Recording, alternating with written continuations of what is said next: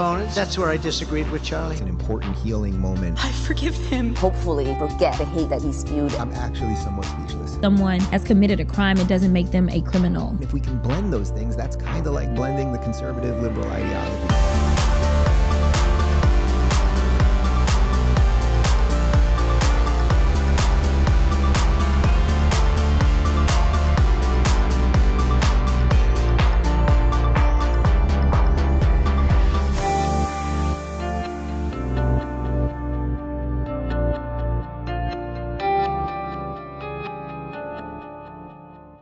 All right, guys, it's September 23rd, 2025, also year 5786 in the Jewish calendar. So it is the Jewish New Year right now, Rosh Hashanah. I am in Temple at the moment, and we are pre-taping here in the Rumble Studios in Longboat Key. And, I'm thrilled to be here. As I mentioned yesterday, Charlie Kirk found this building alongside Rumble CEO Chris Pavlovski, who's sitting right over there and going to be joining me in a few minutes. And we'll talk a bit about Charlie and some of the things we were building together and his legacy and all of that stuff. But we did want to do a quick pre-tape episode for you, and also just welcome to all of the new viewers. We've been seeing what's going on with the viewership and the subscribers and all those good things. So welcome to everybody, and I'm glad that it seems like a whole bunch of you have found a little refuge here amidst the madness, because there's a lot of political and social and cultural madness right now, and I think we've from the comments I'm reading, the tone we're hitting is just right, and it happens to be the way I'm looking at things, so that is nice. I want to just do one or two stories up top, then we'll sit down with Chris for a little bit, and we'll finish up with the Rubin Report Locals.com community Q&A. But the first thing that I wanted to hit is just sort of the fallout stuff. Yesterday, obviously, we covered a lot of Charlie's legacy and the things that he cared about, both spiritually, religiously, and politically. But the media portion of this and the fallout on the political side obviously is the stuff that ends up framing the way we all look at all of these things. And of course, the big thing that happened post Charlie's assassination was the joke, I guess we're using the word joke, a quote unquote joke by Jimmy Kimmel, where he claimed that the shooter was MAGA, even though that absolutely was not true. And then it's being reported that he actually refused to apologize for the joke, which if he had done, it's likely that the affiliates wouldn't have dropped him. In any event, there's a big brouhaha where more people on the left seem to be upset that Jimmy Kimmel is gone rather than Charlie Kirk is gone.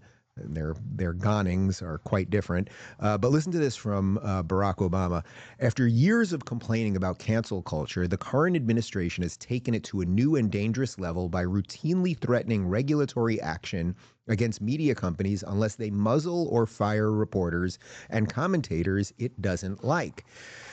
Now, that is rather interesting. The left, and I would say largely led by Barack Obama, had no problem when Gina Carano was fired from Disney for being concerned about the vaccine. They had no problem when Sage Steele was fired from ABC, Disney, ESPN for comments about the vaccine. They had no problem when Roseanne Barr, who was a lefty hero her entire life, tweeted one thing and got fired from the #1 sitcom in the country, also on ABC. We know all the long laundry list of cancellations that they were all about. But what's particularly interesting about that Obama comment is there is no evidence, and I'd be happy to be proven wrong, there is no evidence that this had anything to do with government pressure. The affiliates were outraged, as anyone should be. Look, we've played you all of the stupid clips that Kimmel has done over the years, saying awful things, constantly demonizing half the country, but they put up with it, right? They put up with it. And again, he had a $100 million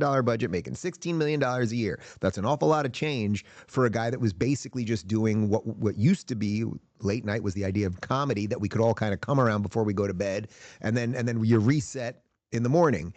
He decided to cash in on telling half the country that we're Nazis and racists. Anyway, he apparently refuses to apologize. The affiliates have had it. There's no evidence whatsoever that the government had anything to do with this. And here's Karoline Leavitt laying that out.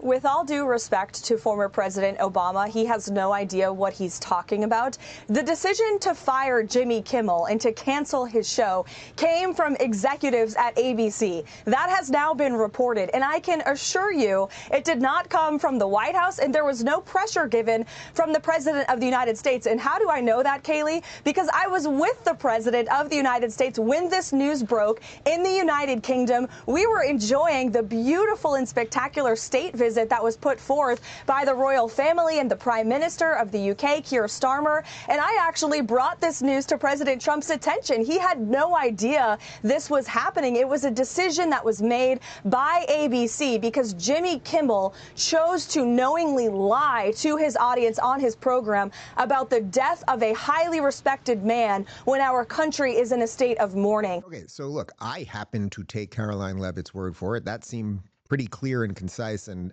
honest. You don't have to take her word for it, but there is simply no evidence of what Obama said, that the government is putting pressure. Now, ironically, if you remember those years when a few people had a cough and we called it COVID, the government, which was run by a guy named Joe Biden at the time, they actually were pressuring big tech to take down posts, including one of my tweets that you all know about COVID, saying mandates were coming and the vax wasn't working back in, I think it was July of 21. And we know that the government then colluded with big tech to silence people. Ironically, Barack Obama didn't have much to say about it then. So you have to decide who to believe here. But I assure you this, if the government was calling up ABC affiliates and calling Sinclair and calling Disney and saying, hey, this is finally a bridge too far. We don't like this Kimmel guy. You got to take him out. Well, then that actually would be a violation of the First Amendment, the same way that when the Biden government did it to you, right, to private citizens that didn't have big talk shows or $16 million a year gigs, they didn't say anything. I want to show you one more video before we bring on Chris, and this is from the perhaps last sane liberal in America. This is Bill Maher on Friday's Real Time, talking about the rhetoric around some of this and that maybe mocking people's death is a bridge too far, even for the tolerant lefties. Well, somebody on your network got canned. I think the official term was let go. Okay, this is Matthew Dowd said you can't be saying these awful words and then not expect awful actions to take place. Yes, you can. I do expect that. I do not expect awful actions to take place. I think this is awful when you open this window. Like, I didn't like what he said, and what he said was vile and this and that. Irrelevant. Irrelevant. We don't shoot people in this country, and we don't defend it, and we don't mock their death. And of course, Bill's right, and that's what I've been saying about the lowest common denominator, right? What's the absolute lowest bar, let's say, that you could set? It would be like, oh, someone got killed. I didn't agree with them, and I have to tell you that first, but you shouldn't shoot them. Yes, that's baked into what being an American is, that there's going to be people who are different than you and share opinions. Once you have to qualify, oh, and we shouldn't have assassinated that person, all bets are off. So Bill, to his defense, and he's obviously great on free speech, Bill is doing what we should all be doing right now, which is no exceptions around this, no qualifiers, no asterisks or anything else. Bill's protecting his own ass, right? There's a lot of people, the same type of people, by the way, that hated Charlie Kirk for all the wrong reasons. They hate Bill Maher for many of the same reasons, usually having to do with the defense of free speech, right? So Bill is protecting himself, but it's also protecting me and it's protecting you. That's the point. Like the idea, and it is good that this, and by the way, it's not cancel culture, that MSNBC got rid of this guy. He said something so profoundly ridiculous. If you say controversial things, you should basically expect this. Bill's right. You open up that door, you crack open that Pandora's box, and literally anyone who speaks for a living, anyone that takes any position that is slightly outside of what would be a very narrow Overton window, all bets are off. There will be lefties that hate people on the right that will say, well, he said something I didn't like, I can kill him. And there'll be people on the right that hate what the lefty said. Oh, and we'll all just be like, well, you know, they probably shouldn't have started talking for a living because, well, this is what you get. So occasionally someone going away, not having the cushy gig because of something really stupid they said, is not cancel culture. It's deserved justice in a sense. Jimmy Kimmel does not have a right. We played you that video last week. Eric Swalwell said, Jimmy Kimmel has a right to a TV show. Nobody has a right to a TV show. That ain't in the Constitution, I assure you. There's nothing about rights to TV shows in the Constitution. And also, occasionally, if you're an analyst and you say something completely psychotic, the powers that be might be like, you know what, this person is not worthy of being an analyst anymore. But that guy, Dowd, he can start a podcast. We'll put him on Rumble if he wants. Like he can do all those things. So it has nothing to do with the First Amendment. Let's talk about Be Better Now for just a second. Then I'm going to bring on Rumble CEO Chris Pavlovski. If you or your partner is over 55 and dealing with bladder urgency, you know it's more than just a minor inconvenience. Trips, outings, and travels start to feel like they're all about finding the bathroom. And when one of you has a hard time, you both feel it. That's why so many people have turned to Betterman and Better Woman. These are clinically tested formulas trusted by thousands for more than 25 years. They help reduce urgency, cut down frequent trips, and support deeper, more restful sleep. All natural with no known side effects. They also give you something just as important: more confidence, more control, and more freedom to enjoy life together. Get them at BeBetterNow.com. That's BeBetterNow.com. And for our listeners, you'll get 10% off your first order with code Rubin10. Live fully with confidence and control. All right, Chris Pavlovski, CEO of Rumble, my colleague and friend, and guy who built this. You mentioned something that I've mentioned on the show a couple times now, but I'd love to hear the full story around it. That Charlie actually, not only has he been deeply involved in Rumble from the beginning, and I'd love to hear how you guys started talking about that, but he found this very building for you. And so much of what Rumble does now is about Sarasota and Longboat Key and this part of Florida and freedom. And I was telling people how, you started in Canada, let's say slightly less than free. So can you talk a little bit about Charlie's connection to all of this? Yeah, well, first, welcome to Sarasota, Longboat Key. I'll step back and kind of tell you how I even found this place first and foremost. My parents have been coming here for 20 years as Canadian snowbirds. I fell in love with it, as you can see out there. It's as beautiful as it gets. But as Rumble was like transitioning into this small company and growing very rapidly late in 2020 and early in 2021, Charlie not only, before I get to the Longboat Key story, Charlie was actually the first investor in Rumble with JD Vance, Vivek Ramaswamy, back in I think it was like April of 2021. Wow, I didn't even know that. Yeah, he was in that very, very first round, and he was out of that group, I would say by far the most active and most interested in that investment round person. Did you know him at the time, or you met him because of the investment? I don't exactly remember how I met him at that time, but it was probably through the investment as Rumble. Actually, I think I met him shortly after Bongino joined Rumble in late 2020. So I actually knew him a little prior to him investing. So even before the investors. And, he ended up joining that investment round back early in 2021.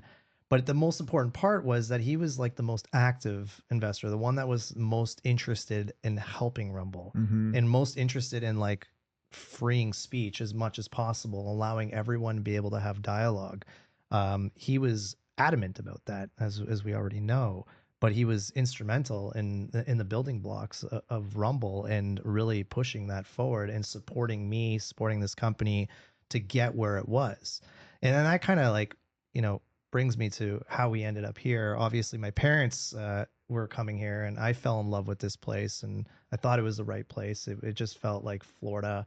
It was the freest state in the country in my mind, and it just felt right. And I remember Charlie telling me, he's like, I have a place in Florida in Sarasota. And I'm like, really? And he's like, yeah. So he ended up coming to Sarasota, and we ended up looking for offices together. That's how involved he was. He didn't need to do that. Think about this. Like, as an investor, most shareholders are just looking for returns on their investment. Right.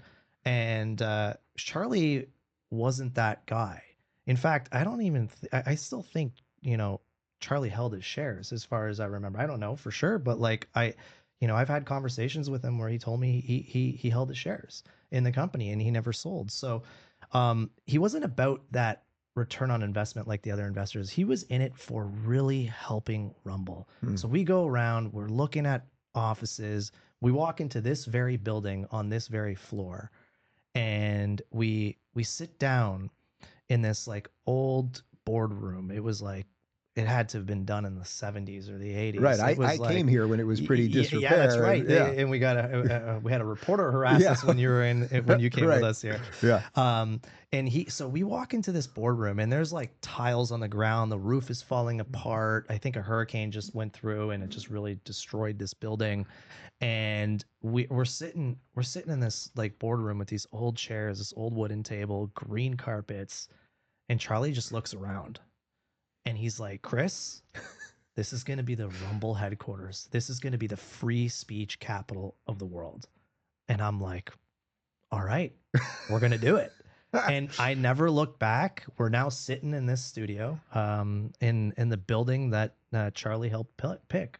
And like, I think, like I said, we've had many investors, many shareholders.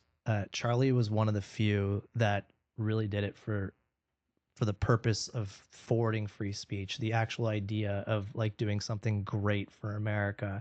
And that's where his heart was. That's why he was in this company. And that's why he helped build it with me. And he never stopped. We were meeting all the time. We were talking all the time. We're trying to figure out how to do certain things. And, he was always involved, deeply involved. And like, for that, I'm forever grateful. Yeah. Without him, Rumble wouldn't be where it is today. And it's important to reiterate that he wasn't like an official advisor or anything. He was really doing this because he believed in the mission and he believed what Rumble was doing. Yeah, he had some stock, but like he didn't have to be wandering around finding buildings with you or advising you or coordinating on free speech events or anything else. Yeah, no investor's ever done that. That's not usually what you expect out of the investor, but Charlie went above and beyond. He really touched this company in a way that I don't think many people know. And you really think about it, during that time, Rumble was the only thing. There was no X, there was no Elon. Mm-hmm. Rumble was the tip of the spear for free speech. And Charlie knew that. I knew that. This company knew that.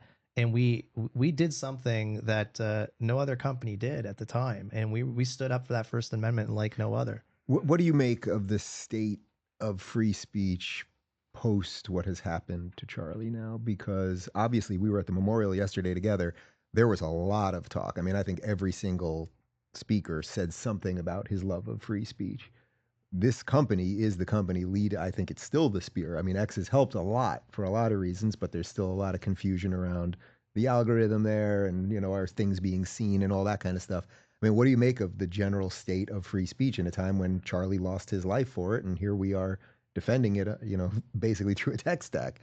Yeah, I think we have to understand that free speech is always going to be under attack. The truth is always going to be under attack. People that stand for freedom and freedom of expression are going to be under attack. We have to be brave. We have to be strong, and we have to defend it. We're not gonna have free speech by just sitting around and not doing anything. We're gonna have to like fiercely defend it. And like in the aftermath of what happened to Charlie, we went through a lot of, I'm sure you, but myself, I went through a lot of different emotions in the last week or two with respect to that. And like, obviously the ABC Jimmy Kimmel thing, I got really irritated. Like you're now seeing people talk about ABC, that they now, the Trump administration is infringing on free speech. Yeah, and that's that's really irritating to me, because that's not what free speech is. Right. Let me explain what actually happened in 2021 Yeah, right, and what exactly. we were defending with Charlie. There were platforms like Twitter, like YouTube, that were out there parading that they were free speech platforms. Twitter said, Jack Dorsey, numerous times they're defending free speech. Mm-hmm. They were censoring political dialogue. They weren't censoring incitement of violence. They were censoring political dialogue, conversation about COVID, conversation about an election. YouTube was doing the same thing. Facebook was doing the same thing. And all these companies were parading that they were going to uphold free speech, yet they were censoring thousands, if not millions of people, millions, for sure millions of people on what they could and could not say.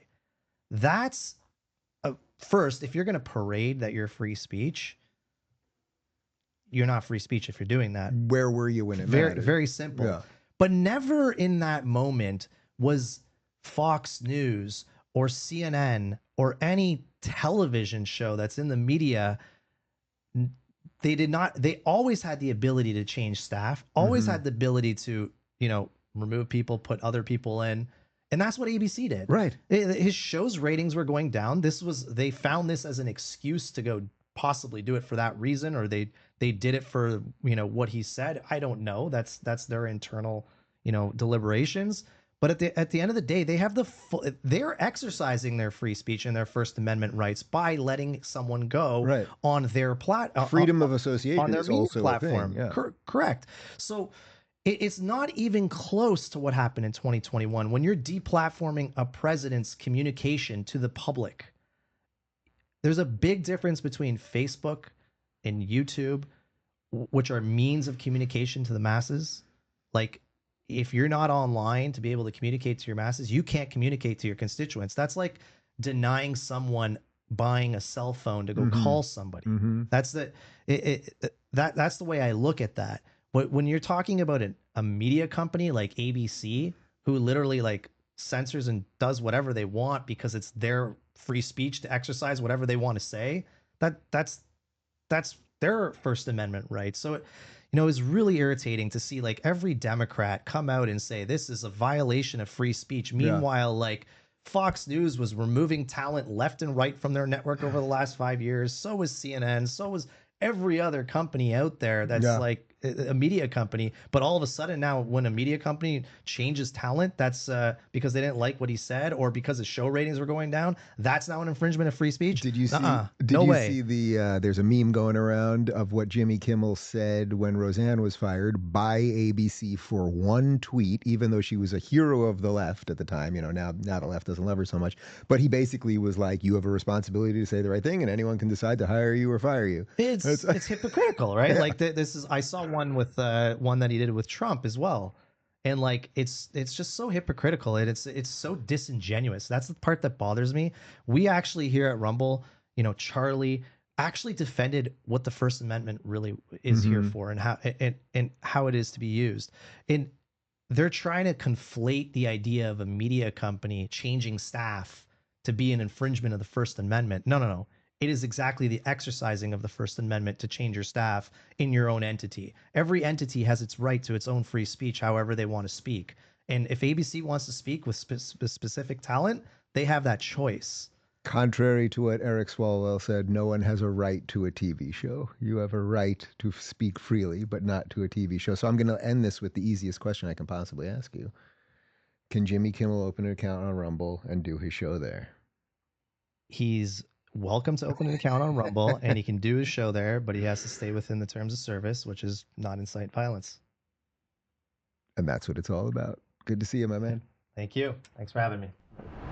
Guys, it's time to strut into the bedroom like your junk just got a VIP invite to the party. Blue Chew's chewable tablets are a motivational coach for your man parts, giving you harder, stronger, longer-lasting edge like you're downstairs just chugged a protein shake and hit the weights. When you pop a Blue Chew tablet, your confidence will be so high that your shadow will call you Big Papa. It's not just sex. It's like your pelvis is auditioning for an action movie called The Boner Identity. Guys, this just isn't about performance. It's cementing your third legacy. Emphasis on leg. Who wrote this? Head on over to BlueChew.com to check out your options and level up your game. And we've got a special deal for our listeners. As always, get your first month of Blue Chew absolutely free. Just use promo code Rubin at checkout and pay $5 for shipping. That's it. Join Blue Chew's mission to upgrade humanity one thrust at a time. Head on over to BlueChew.com for details and safety info. And big thanks to Blue Chew for sponsoring this podcast. All right, we're going to jump to a RubinReport.locals.com community Q&A. Let me just say real quick about Chris. He's walked out of the room, so I'm not going to glaze him in front of him. But I have never glazed, right? That's what the kids say? I got the word right? Okay, that was pretty good.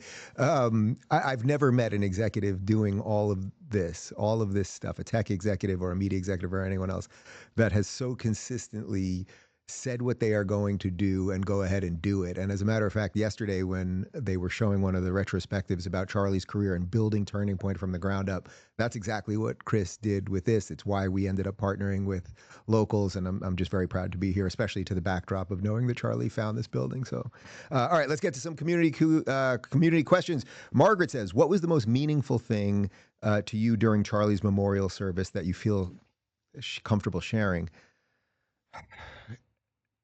The entire thing, God, does that sound cliche and not specific enough? I've never, well, first off, believe it or not, I told this to Sage Steele and she didn't believe me. I've never been to a football stadium before. I've actually never been to a live professional football game.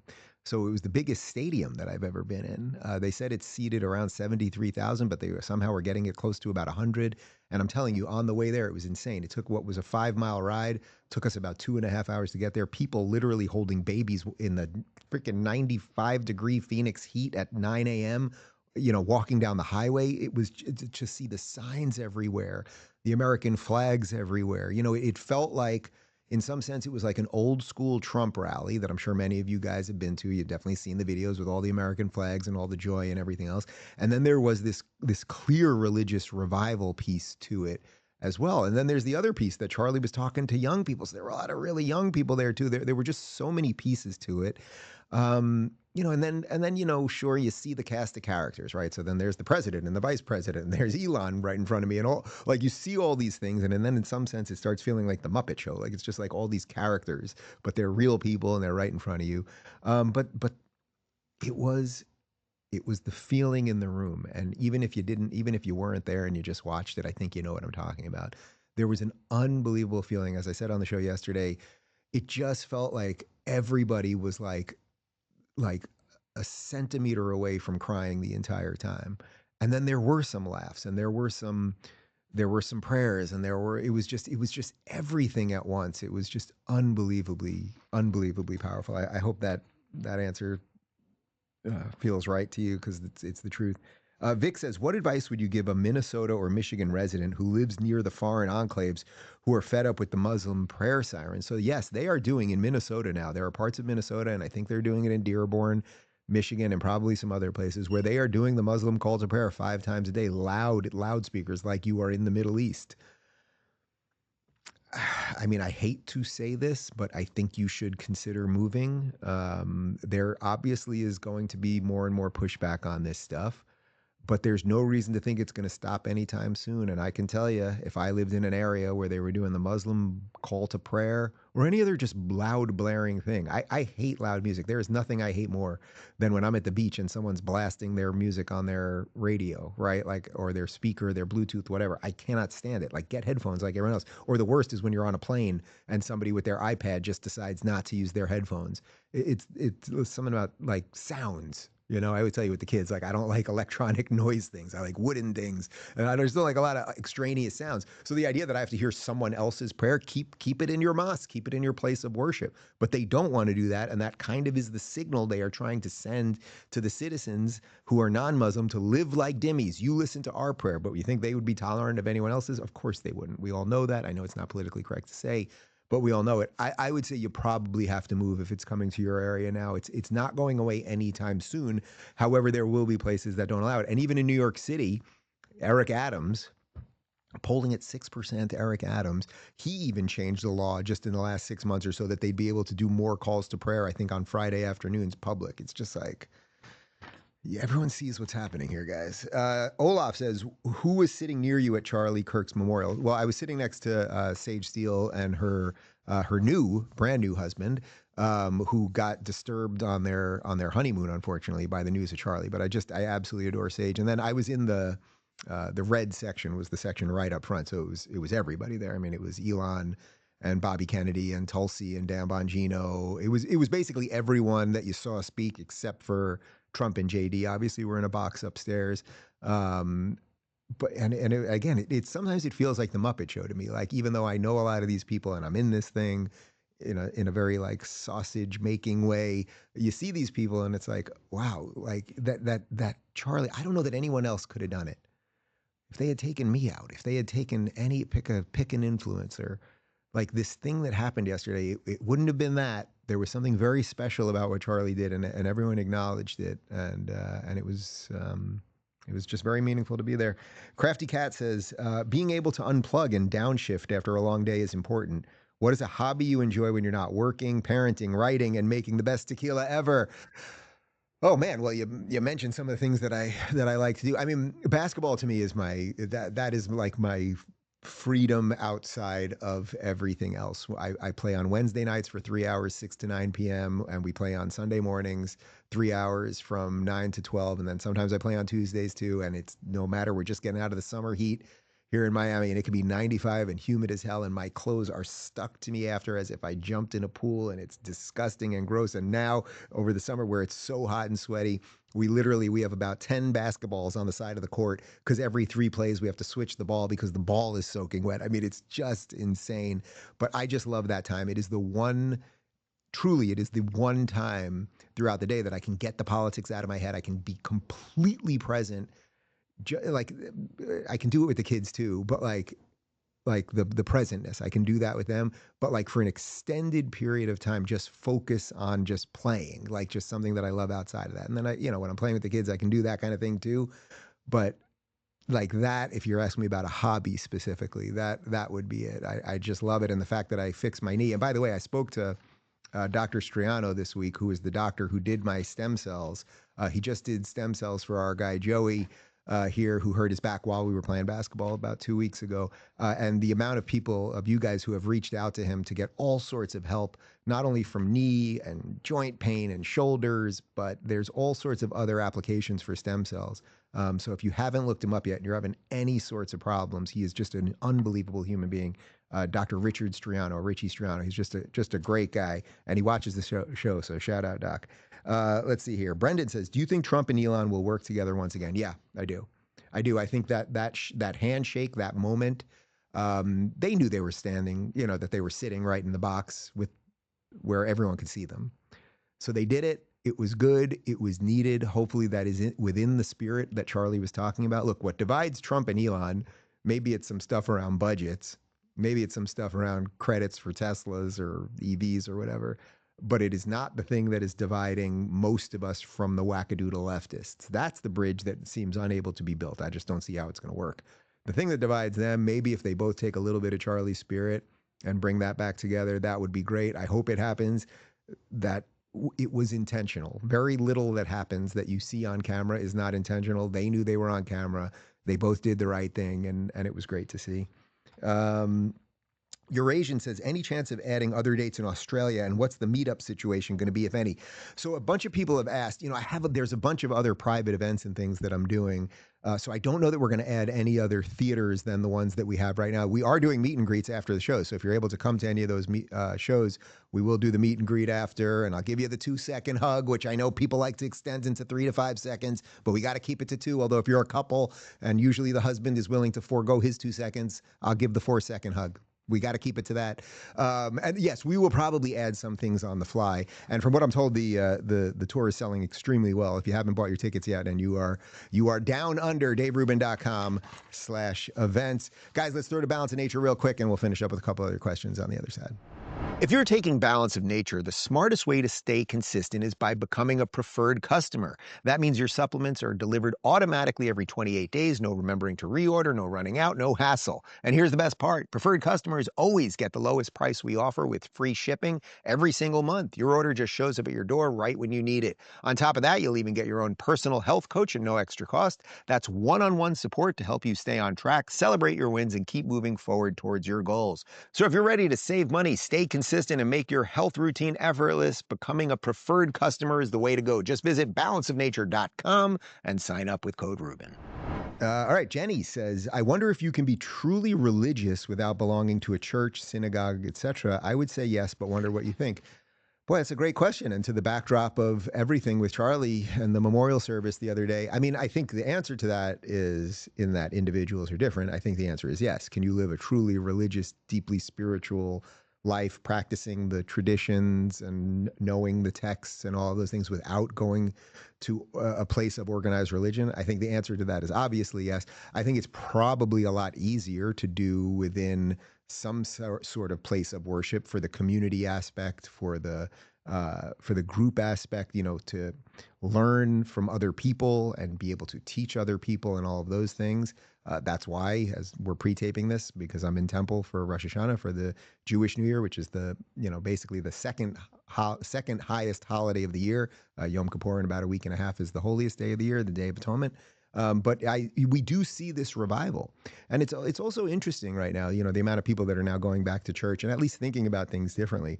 Everyone should figure out what works for them, and sometimes people have those moments where they're really into it and then they're really not, and then they come back and they leave, and all of those things. And that I think is an eternal game that will always go on. What I think the failure, unfortunately, of the, let's say, sort of secular world is all the secular world had to do better was just keep the crazies at bay. But for some reason, I think there are fundamental reasons for it. The liberal secular world, which is good, it actually is good, and it allows for pluralism, and it allows, especially from an American perspective, it allows all of us with our different traditions and stuff to come together and live peacefully, which is what we've done in this country. It got a little too fat on its goodness, and then it let all the bad guys in, right? That's why Gad Saad calls progressivism or wokeism, it's a mind virus. The parasitic mind is what he talks about.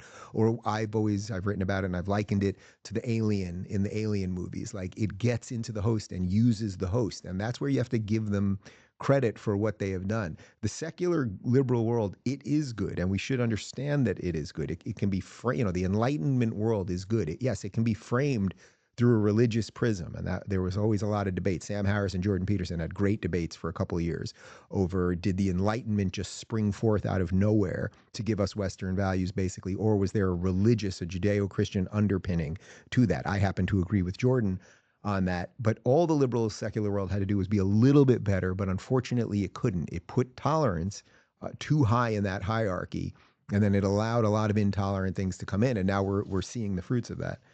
Joe says, how many pets and newborns do you think will be named Charlie after the next few months and years? That is a great question. My sister and my mom used to have a dog, a female dog, little Pomeranian named Charlie. There are a lot of female Charlie dogs. For some reason, I think there's going to be a lot. It's a great question. I'd love to see the answer on this in a year. I'm going to bet you, that every year they come out with the most popular names in America, and I'm going to bet you Charlie is going to be a top 5. I don't know where it's been for the last couple of years. It's a little more of an old school, more traditional name. I bet you Charlie is going to be a top 5 next year.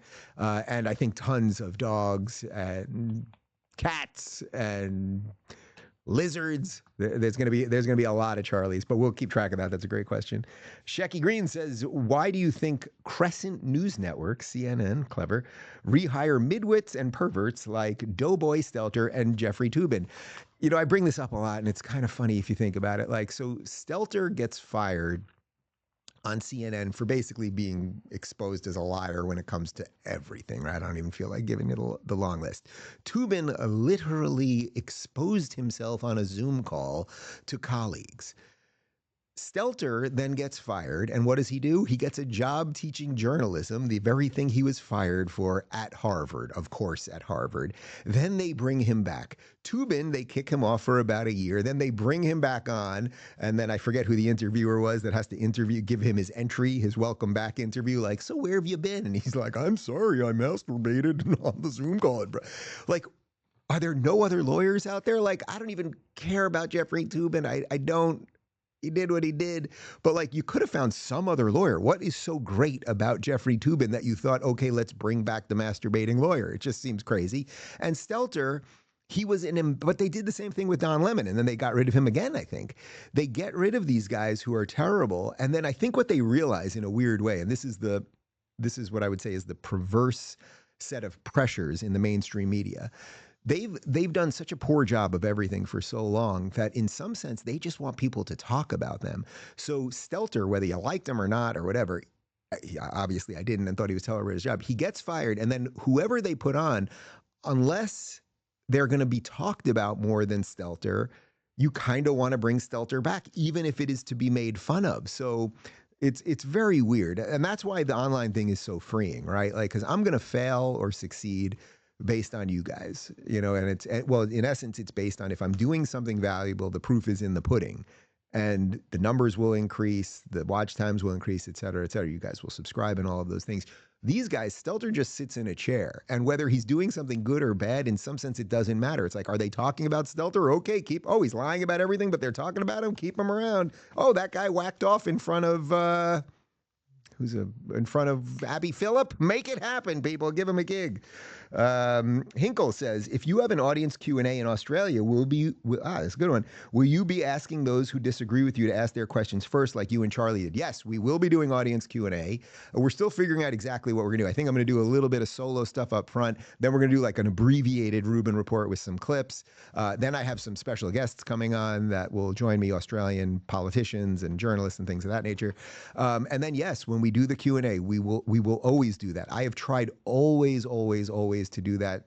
Charlie taught me that around 2018 when we started doing Turning Point events together. If you disagree with us, come up first. Because otherwise what happens at a lot of these things is people want to come up and just say nice things to you. And that is great.